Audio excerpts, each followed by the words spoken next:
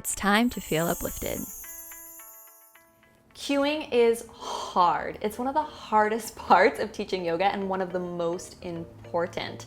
Here are some cues that I would really encourage you to stop saying these. And with me today, I have my friend Kristin Leal. She co-teaches anatomy and part of the asana portion too in my 200-hour online YTT. Hey, Kristin. Hi. And she's the author of this book, MetaAnatomy, which is also required reading and really great for those of you who are curious about getting more into yoga anatomy in a fun way. So let's dive in. The number one, first up cue that we would love for you to stop saying, and she's going to tell us anatomically why, is to swan dive forward, right? We hear this all the time. Inhale, reach your arms up. Exhale, swan dive over your legs. Kristin, why is this just not a great cue and not a great idea? Well, it is poetic. Yeah. It often leads to this disconnect and this kind of dancer-like movement that disconnects our heart and our head. You end up splaying the front ribs open and then kind of taking the head back, crunching the cervical spine. Yeah,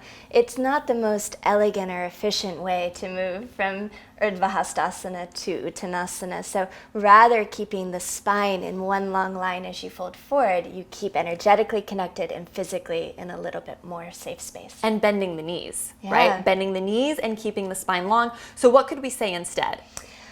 Keeping the spine elongated as you fold forward, or keeping the chin ever so slightly in like you're creating a baby double chin.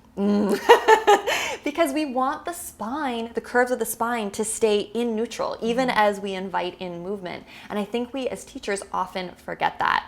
All right, number 2 on our list is the shoulders. So often teachers say, draw your shoulders down and back, draw your shoulders down and back. This is actually anatomically not how we're built. Kristin, tell us more. When your arm lifts, your shoulder blade, like Fred Astaire and Ginger Rogers, dance together.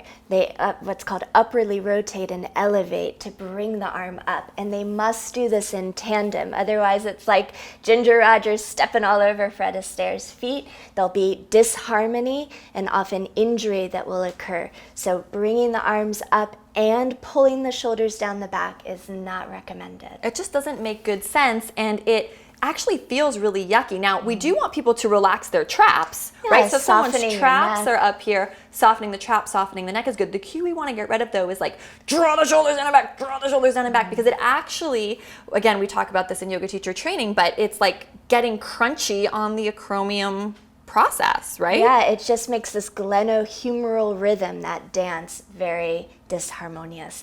So this is the arms for Urdhva Hastasana, but also downward facing dog. This shows up quite a lot, and if people learn it when they're standing and it's easier to see you, they're going to mimic that same action when they're upside down, and it's harder to figure out where you are. So and you the really risk for injury once you get into down dog and your weight bearing on that kind of shoulder misalignment is really, really frightening. Number three cue that we really would encourage you to perhaps eliminate from your yoga teacher vocabulary is tuck your tail. Now, there's so many articles written about this online, and I think people are really catching on that tuck your tail is not the greatest cue, or it's definitely not appropriate for everyone. Tell us a little bit more about this one and what you'd like us to say instead. Yeah, your tailbone or your coccyx is connected to your sacrum, which is connected to the bowl of the pelvis. So when students hear tuck your tail, the whole pelvic bowl begins to what's called just tip backwards, right? It begins to pour backwards. Posterior tilt. Yes. Yeah. So while this might be suitable for people that are really spilling forward, often it brings us into this really compressed and not advantageous state. So rather, if you could say, if people are spilling forward, like say in a chair pose, can you zipper up the belly? Can you lengthen your lower back?